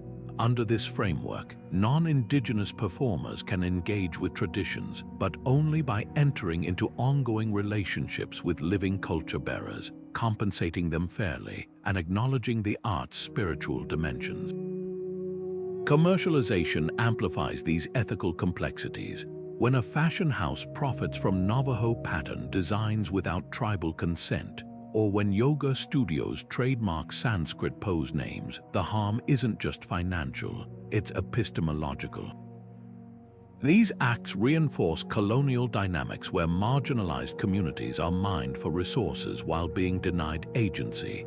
Contrast this with collaborations like the Inuit throat singing revival, where Indigenous artists like Tanya Tagak consciously fuse tradition with modern electronica while retaining creative control. The difference, consent and context. Tagak's experimental screams honor the competitive games Inuit women once performed to entertain during long winters, transforming private joy into public protest against cultural erasure. Perhaps the most illuminating model comes from Bali's gamelan orchestras. Foreign musicians are welcome to study these intricate bronze ensembles, but mastery requires more than technical skill. It demands Tri-Hita Karana, a philosophy balancing harmony with gods, nature, and community. A Balinese teacher won't correct a student's mallet technique until they've learned to play barefoot, grounding themselves in the earth that provides the metal. This holistic approach safeguards the art's essence while allowing evolution. Similarly, Australia's Bangarra Dance Theatre trains non-Aboriginal dancers in Indigenous styles, but only after months of learning creation stories and spending time on ancestral lands. The body can mimic movement, but without understanding the dreaming tracks that birthed those movements, the performance remains an empty shell. The solution may lie in redefining what ownership means in art. The Benin bronzes weren't just stolen objects, they were living court rituals cast in metal. When institutions repatriate them, they're not returning property but restoring a broken dialogue between past and present. Likewise, performing traditions with integrity means recognizing they're not static artifacts but continuous conversations.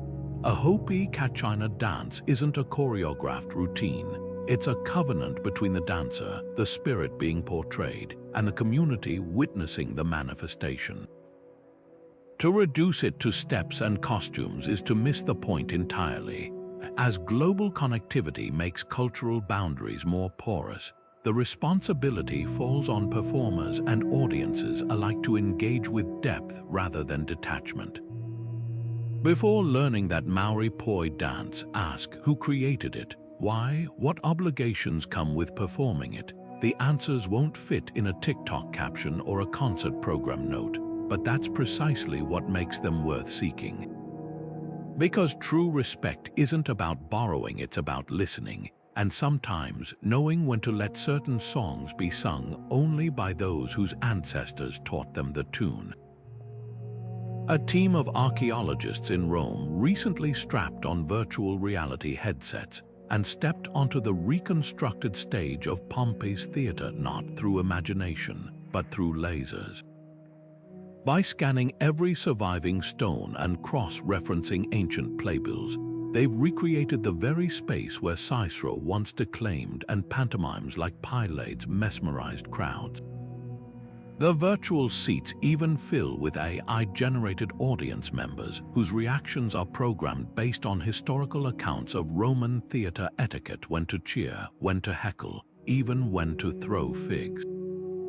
It's a dazzling achievement, yet as one researcher noted while removing her headset, you can simulate the acoustics, but not the collective gasp when 15,000 people realize Oedipus just blinded himself. This tension between precision and presence lies at the heart of modern preservation efforts. In Oxford's Bodleian Library, machine learning is deciphering charred Greek texts once considered unreadable, including fragments of lost plays by Euripides. The algorithm detects ink traces invisible to the human eye, reconstructing lines like digital paleontologists assembling dinosaur bones. Meanwhile, motion capture technology has breathed new life into Cambodia's ancient royal ballet. Dancers perform in sensor-studded suits, allowing their exact movements to be archived as fluid algorithms rather than static notation. Future generations may learn the precise angle of a devota's wrist or the momentum of a warrior's spin from holographic instructors. But the most haunting experiments come from Kyoto, where researchers are training AI on no theater's kata, the coded gestures passed down since the 14th century. By analyzing thousands of performances, the system can now generate hypothetical, lost movements that fit seamlessly into classical sequences. When veteran actor Mansai Nomura tested these digital suggestions, he froze mid-rehearsal. The AI had produced a bow so subtle it conveyed 7 distinct emotions, a technique mentioned in medieval scrolls but long assumed extinct. "It's like conversing with ghosts," he admitted. The limitations, however, are as revealing as the breakthroughs. Virtual reality can reconstruct the Parthenon's acoustics, but not the scent of olive oil lamps flickering during Dionysian rites. Motion capture records a Bharatanatyam dancer's footwork with millimeter accuracy, but misses the way her ankle bells resonate differently when her teacher whispers, "Think of Shiva's drum." These technologies excel at preserving the what of performance, the scripts, the steps, the spaces, but struggle with the why. A Roman pantomime's political subtext, a Balinese legong dancer's trance state, the way a griot's voice cracks when singing his great-grandfather's verses, these intangible layers resist binary translation. Perhaps the most promising synthesis is emerging in places like Mexico City's Templo Maya Museum, where augmented reality glasses overlay Aztec ritual dances onto the actual temple ruins. Visitors don't just see reconstructions, they stand where the dancers stood, their feet on stones worn smooth by centuries of sacred movement. The tech remains transparent, the focus stays on the visceral connection to place. Similarly, Aboriginal communities in Australia are combining 3D mapping with oral histories, embedding song lines into the landscape via GPS-triggered recordings. Walk the right path with the app open, and your phone plays the ancestral song tied to that specific rock formation or dry riverbed. The future of preservation may ultimately lie in hybrid models using AI as a collaborator rather than a replacement, letting algorithms handle the quantifiable while humans safeguard the soul. When a Cherokee elder teaches the eagle dance to motion capture technicians, she doesn't just demonstrate steps. She explains how each movement honors a specific mountain ridge visible from the ancestral homeland. The tech captures the kinematics, her stories preserve the kinesthetics of belonging. What's being saved isn't just art, but the living relationships that made it matter. As these tools evolve, they force us to reconsider what authenticity even means. Is a holographic Kathakali performance less real if it allows the art to survive the extinction of its masters? Can an AI-trained chorus in Delphi ever channel the same divine frenzy that once sent audiences into prophetic frenzies? The answers may lie not in binary judgments, but in recognizing that every preservation method, from cave paintings to cloud servers, has always been an imperfect act of love. The stones of Epidaurus still remember Sophocles' words, not because they were perfectly recorded, but because generations kept finding new ways to make them resonate.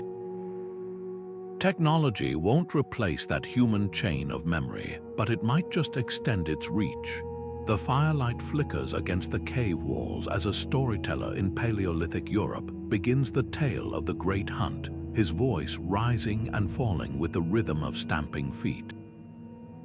Across continents and millennia, similar scenes unfolded, whether in the torch-lit caves of Lascaux or under the star-strewn skies of the Kalahari. Humans gathered to watch, to listen, to move together. This wasn't mere entertainment. Emerging research suggests these ancient performances were hardwired into our survival, sculpting the human brain as powerfully as tools or language. When a chorus of voices echoed through a Greek amphitheater, or when a shaman's dance summoned rain on the Serengeti, they weren't just passing time, they were activating neural pathways that bound individuals into tribes, transforming strangers into kin. Neuroscience now reveals what intuition long suspected. Synchronized movement and shared storytelling release cascades of oxytocin, the bonding hormone, while suppressing cortisol, the stress chemical. Anthropologists studying the San people of southern Africa documented how their healing dances, hours of rhythmic clapping and chanting, induce trance states that dissolve personal anxieties into collective catharsis. Similarly, the call and response structure of West African griot performances mirrors modern group therapy techniques, creating a safe space to process trauma through metaphorical narratives. The Greek tragedies took this further, their protagonists' downfalls allowing audiences to purge their own fears of loss and mortality, a phenomenon Aristotle called catharsis, but which modern psychologists recognize as emotional regulation through shared vulnerability. The stage's power as a social mirror emerges in unexpected ways. In ancient Java, shadow puppet masters would adapt the Ramayana to reflect local conflicts, letting villagers see their struggles in the epic's divine drama. Japanese no-theaters masked performances allowed samurai to confront grief and guilt indirectly, their stoic culture forbidding open displays of emotion. Even the competitive slam poetry of Mesopotamian taverns, where drinkers took turns improvising verses, served as a pressure valve for social tensions, much like today's rap battles channel urban frustrations into creative expression rather than violence. These traditions understood something we're only now quantifying, that pretending to be someone else, even temporarily, expands our capacity for empathy. fMRI scans show actors embodying characters exhibit heightened activity in brain regions associated with theory of mind, the ability to understand others' perspectives. Perhaps most strikingly, ancient performance anticipated modern mental health interventions. The Aboriginal practice of yarning circles, where stories are shared to heal community rifts, parallels narrative therapy techniques. The rhythmic drumming of Native American powwows aligns with bilateral stimulation used in EMDR therapy to process trauma, and the communal singing of Viking skalds, whose epic recitations could last days, mirrors the prolonged exposure therapy now used to treat PTSD. These cultures didn't have clinical terms for depression or anxiety, but they engineered solutions through art, creating containers for pain too vast to hold alone. What does this mean for us today, scrolling through fragmented digital lives? The isolation of modern existence stands in stark contrast to the communal hearths where stories once wove societies together. Yet glimmers of the old wisdom persist from the global phenomenon of flash mobs, recreating the dopamine rush of synchronized dance, to podcasters tapping into the ancient allure of the human voice spinning tales in the dark. The cure for loneliness might not lie in a pill, but in rediscovering what our ancestors knew. That healing happens when we gather, when we move in unison, when we see our private struggles reflected back to us through the safety of a shared story. The stage was never just a platform. It was the first therapist's couch, the original support group, a technology of belonging etched into our DNA, and its spotlight still waits, patient as moonlight, for us to step back into its circle.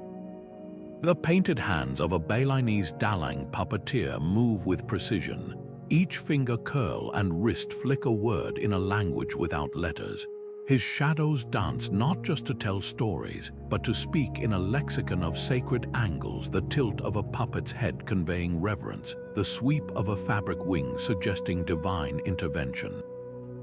This is no ordinary script. It's a performative tongue so nuanced that colonial ethnographers once dismissed it as mere pantomime, missing the entire cosmology hidden in its gestures. Across the ancient world, from the mudras of Indian temple dancers to the battle pantomimes of Scythian warriors, performances communicated through codes we're only beginning to crack. The Cherokee Eagle Dance's wing movements aren't just mimicry. They're a living map of migratory patterns, their rhythms synced to seasons now altered by climate change. When these languages vanish, we don't just lose art, we lose entire ways of seeing. Consider the conundrum of Egyptian temple rituals. Hieroglyphs at Edfu preserve meticulous choreography. Notes turn twice to the north, kneel with palms upward, but the crucial element is missing: the musical scale. Modern reconstructions use educated guesses, but as musicologist Richard Dumrill discovered, the harmonic language of ancient Egypt relied on a 7-note system alien to Western scales. When his team played a reconstructed hymn on replica instruments, the intervals felt unsettling to contemporary ears, vibrating at frequencies that ancient texts describe as opening the gates to the divine. Without the cultural context that trained listeners to hear these tones as spiritual rather than dissonant, the performance becomes an academic exercise stripped of its transformative power. Even more elusive are the lost vocal techniques of Siberian shamans, whose throat singing could mimic everything from wolf packs to avalanches. Ethnographer Johann Turry recorded in 1912 that certain notes were believed to call the wind, but the exact pitch sequences died with the last practitioners from the Nganasan people. Modern attempts to replicate these sounds often fixate on the mechanics, the overtone harmonics, the diaphragmatic control, while missing the intentionality. A shaman's growl wasn't just acoustics, it was a negotiation with forces seen and unseen, its meaning shifting with the listener's role in the community. A hunter would hear guidance, a child might perceive warning, and the spirits, according to tradition, responded with weather changes or animal movements.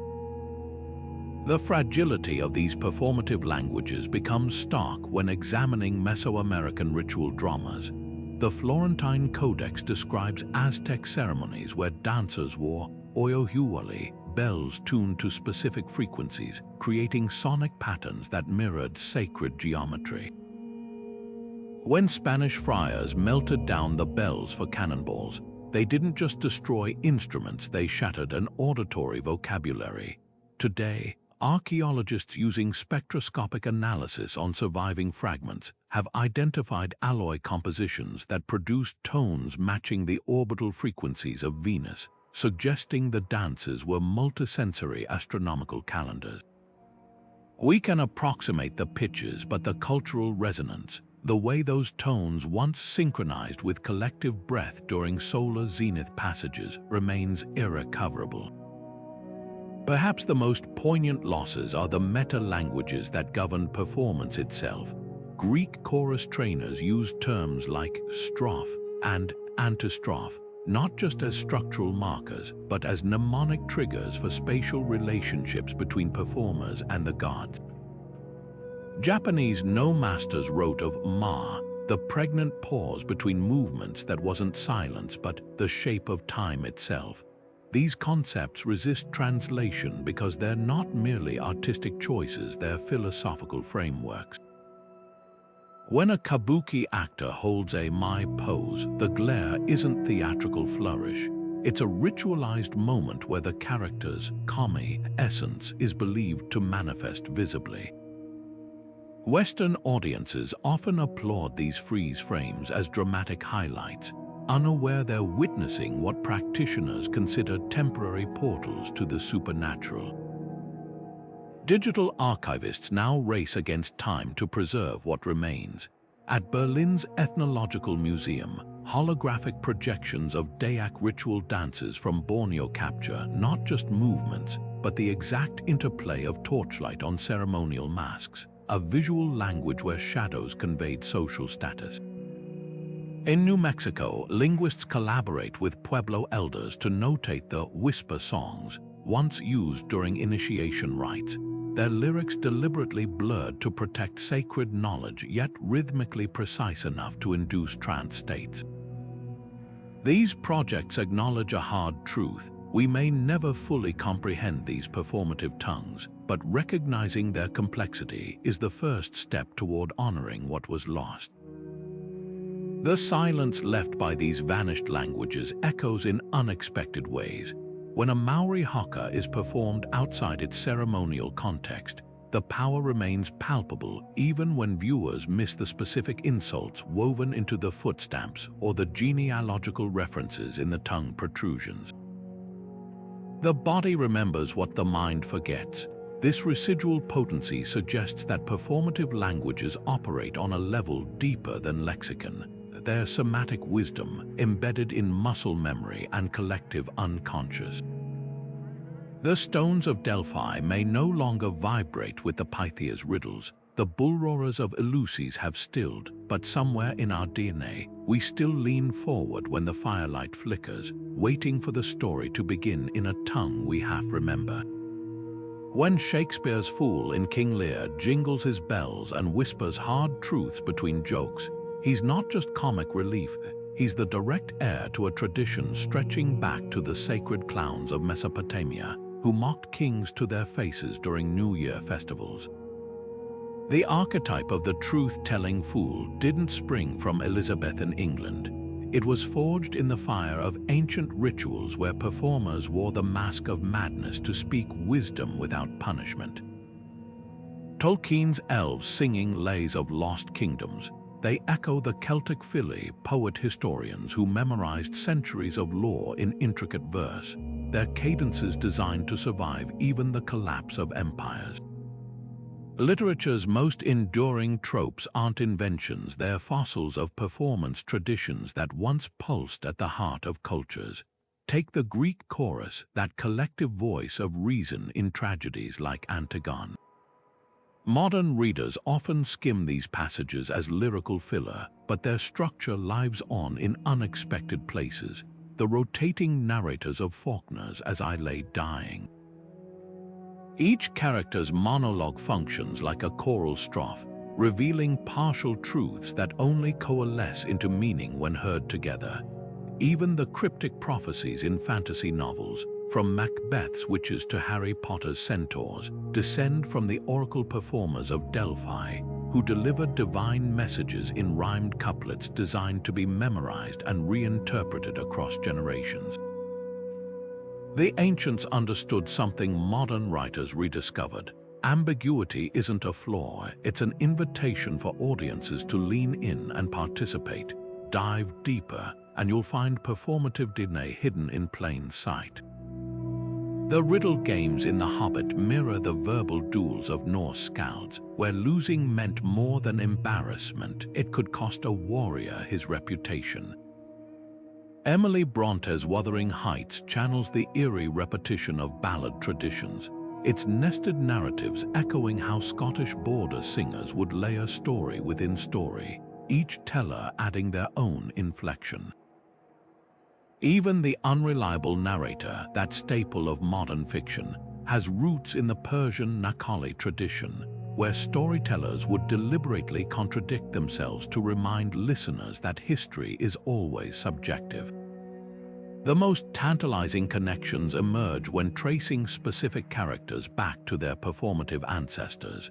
Cervantes' Don Quixote shares more than delusions with the windmill jousting fools of Basque folk. Plays both use absurdity to critique societal decay. The brooding antiheroes of Gothic fiction, they're spiritual descendants of the masked Hamasha-driven protagonists in Senecan tragedy, whose soliloquies were meant to be howled, not read silently. Jane Austen's sharp-tongued heroines owe as much to the quick-witted commedia dell'arte colombina as they do to 18th century drawing rooms. But the real magic lies in the techniques writers borrowed from performance. Charles Dickens' public readings, where he embodied dozens of voices, drew directly from the Roman mime tradition of rapid character switches. The stream of consciousness prose of Joyce and Woolf mirrors the associative leaps of oral storytellers who wove tangents into tapestries. Even something as simple as chapter breaks descend from medieval minstrels' cliffhangers, those strategic pauses where they'd pass the hat before revealing what happened next. Uncovering these threads isn't just academic, it's a masterclass in storytelling's universality. When a contemporary novelist crafts a bardic character or a playwright writes a chorus, they're not just nodding to tradition. They're plugging into an ancient power source, one that recognized long before neuroscience did that humans are wired to receive truth wrapped in rhythm, metaphor, and communal experience. The page may have replaced the stage as our primary storytelling medium, but the ghosts of performers past still whisper between the lines, reminding us that every great story was meant to be heard, not just seen. Imagine stepping into a theater where the seats are arranged in a perfect semicircle, the stage scented with burning myrrh, and the actors wearing masks modeled after fragments discovered in Athenian shipwrecks. This isn't a fantasy, it's happening right now in experimental labs from Oxford to Kyoto, where scholars and artists are collaborating to resurrect performance traditions once thought lost forever. At London's Globe Theatre, a recent production of the Bacchae used reconstructed Orlo's music and movement patterns derived from vase paintings, creating an experience Euripides' original audience might recognize. Meanwhile, in Delphi, archaeologists and choreographers have recreated the Pythian Games musical competitions, their lyre strings tuned to intervals described in Pythagorean texts.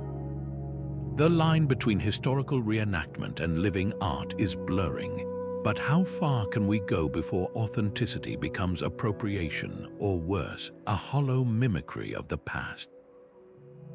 The challenges are staggering. Take something as seemingly simple as the Greek chorus.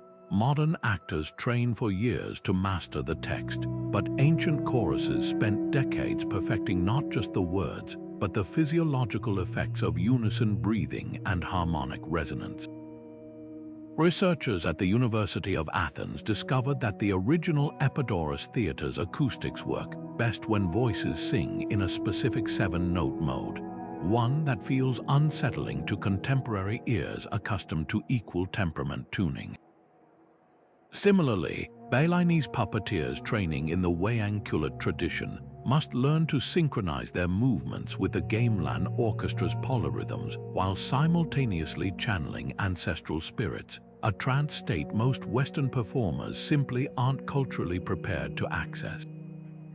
Authenticity here isn't just about accuracy, it's about embodiment, yet the rewards could redefine live performance as we know it.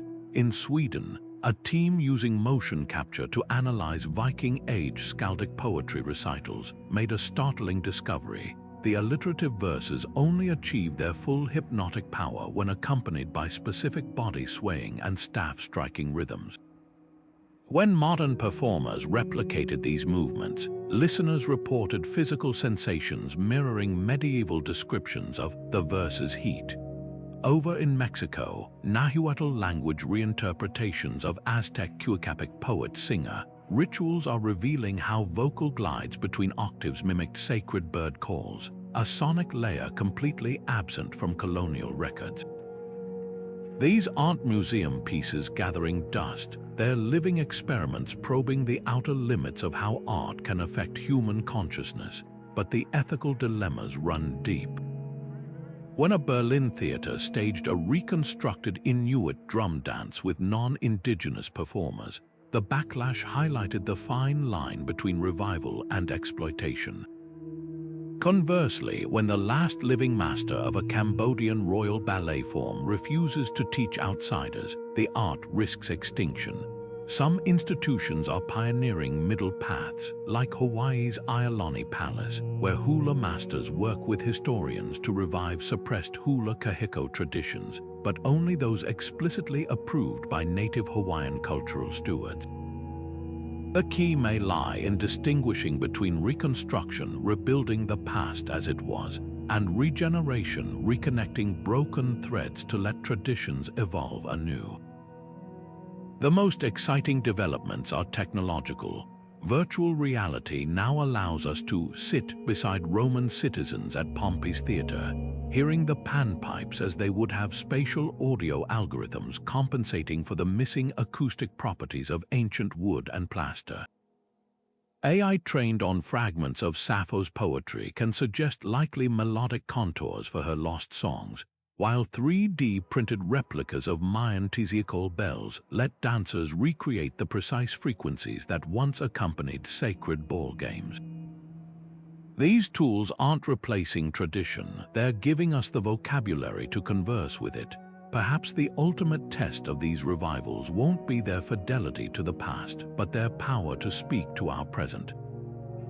When a modern audience gasps as Medea's chariot descends not via CGI, but through the same pulley system described by Apollonius of Rhodes, they're not just observing history. They're participating in a chain of wonders stretching back millennia. The curtain isn't just rising on forgotten arts, it's revealing how much we've yet to learn about the human capacity to create, to commune, and to transcend time itself through the alchemy of performance. The forgotten performers of antiquity never sought applause, they sought transformation. Whether it was the Mesopotamian storyteller weaving lore and legend into the epic of Gilgamesh, or the Aztec dancer whose footwork mapped the stars, their art was never just a spectacle. It was the pulse of something far greater, the collective heartbeat of civilizations trying to make sense of their place in the cosmos. These performers didn't just reflect their societies, they shaped them, one ritual, one ballad, one masked performance at a time. The Greek chorus questioned tyrants through metaphor. The Roman pantomime smuggled dissent into gestures. The Balinese dalang puppeteer turned shadows into sacred scripture. Their stages were more than platforms, they were altars where culture was forged. What's haunting is how much we've lost, not just the dances or the songs, but the ways of knowing they carried. The Cherokee Eagle Dance wasn't just a performance, it was an ecological treatise in motion, teaching generations how to read the land. The Griot's chorus strings held genealogies that could mend broken lineages. Even the silences were meaningful, the pauses in no theater where the air itself seemed to hold its breath, or the space between a storyteller's words where listeners could project their own truths. These weren't decorative arts, they were survival tools as vital as grain stores or fortifications, yet traces remain, often where we least expect them. The call and response of a gospel choir echoes the griot's interplay with his audience.